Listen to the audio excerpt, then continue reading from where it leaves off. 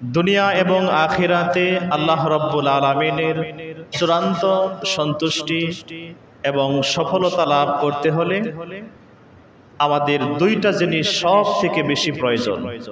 একটি হচ্ছে ঈমান আর অপরটি হচ্ছে নেক আমল, আমলে সালেহ।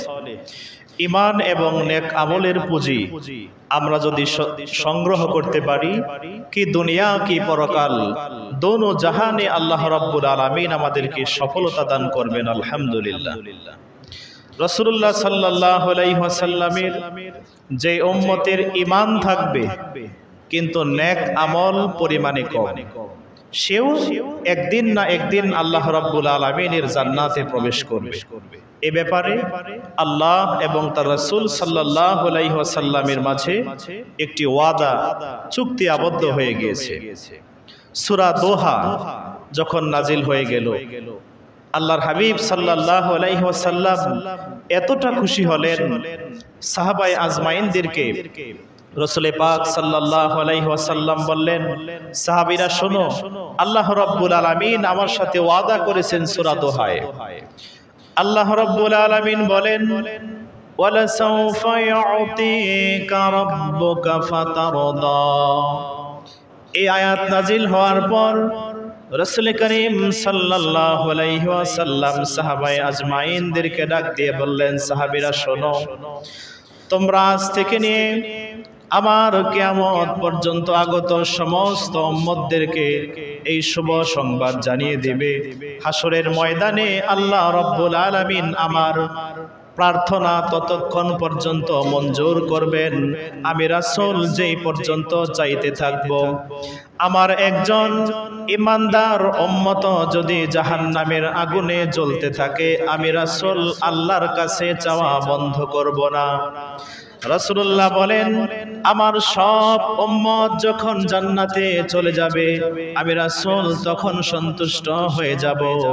ইন্নী লা আরদা ওয়াহিদুম মিন উম্মতি ফিন্নার।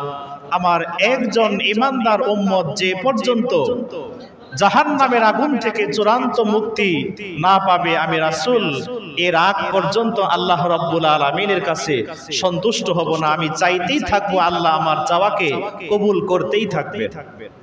আর রাসূলুল্লাহ সাল্লাল্লাহু আলাইহি ওয়াসাল্লামের এমন একদল উম্মত হবে যাদের আমল থাকবে কিন্তু ঈমান থাকবে না। এই প্রকারের উম্মত যারা, এরা কোনোদিন জান্নাতে যেতে পারবে না।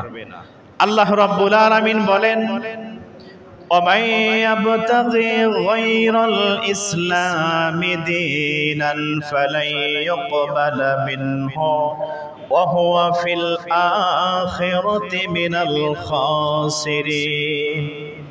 أي من يطلب غير الإسلام إيمانا, যে ব্যক্তি মুহাম্মদ সাল্লাল্লাহু আলাইহি ওয়াসাল্লামের আনিত জীবন ব্যবস্থার উপর ঈমান আনবে না, সে মত অনুযায়ী চলবে না, তার নামাজ, রোজা, দান, সদকা, জিকির, আজগার, তাসবিহ, তাহলিল, হজ, উমরা কোনো কিছুই কি আল্লাহ রাব্বুল আলামিন গ্রহণ করবেন না, বরং কাল কিয়ামতের ময়দানে ওই ব্যক্তির হাসর হবে ক্ষতিগ্রস্ত বেঈমান, কাফির, মুশরিক, ফেরাউন, হামান, আবু জাহেল, উতবা, সাইবার মতো নিকৃষ্ট কাফিরদের সাথে।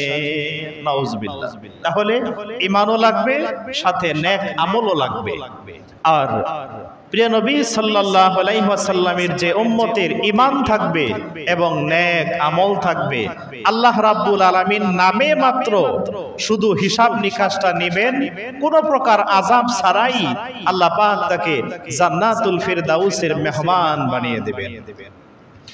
আল্লাহ রাব্বুল আলামিন সূরা কাহফে বলেন, ইন্নাল্লাযীনা আমানু ওয়া আমিলুস সালিহাতি কানাত লাহুম জান্নাতুল ফিরদাউসি নুজুলা খালিদিনা ফিহা লা ইয়াবগুনা আনহা হিওয়ালা।